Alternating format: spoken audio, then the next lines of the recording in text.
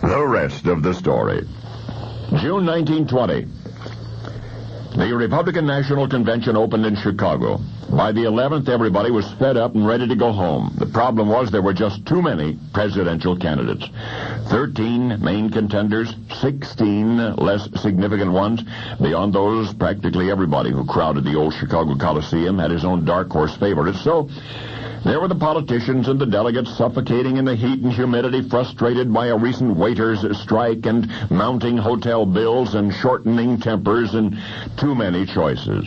That's why on the evening of Friday the 11th, the kingmakers gathered to put an end to the wheel spinning. Their meeting place would be the Blackstone Hotel suite of Colonel George Harvey, number 40810, the so-called early American suite, most elegant accommodations, rich French walnut paneling, a fireplace flanked by stately wing chairs, large wood-shuttered windows overlooking Lake Michigan.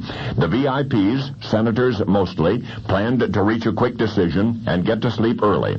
What happened instead is the rest of the story. Senator Henry Cabot Lodge of Massachusetts called the meeting to order. Everybody seemed to agree there were two logical front-runners, General Leonard Wood of New York and Illinois' Governor Frank Loudon. Somebody mentioned Senator Hiram Johnson of California. In the early balloting, he had seemed such a promising contender. But no, it was argued the assembled must confine their considerations to those two most popular and those two potentially most effective candidates.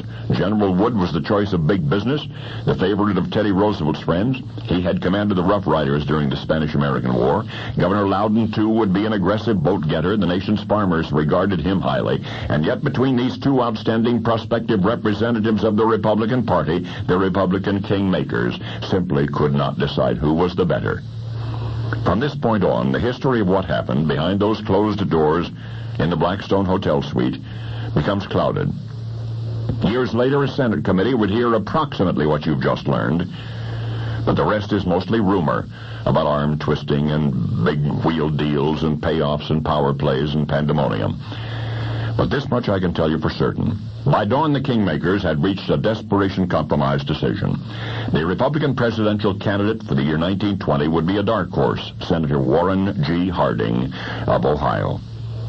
Hours later, as prescribed by the power brokers, Harding was voted the Republican Party's official nominee. The historic last-minute decision of the Wheeler dealers was not a wise one.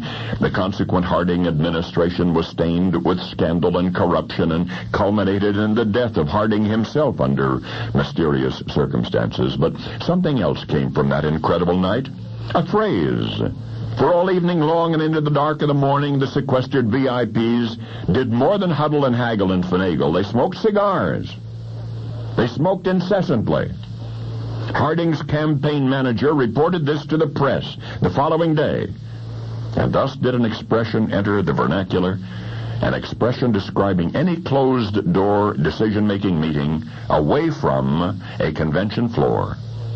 For Suite 40810 in Chicago's Blackstone Hotel was the very first anywhere, was the one and only original smoke-filled room. Now you know the rest of the story.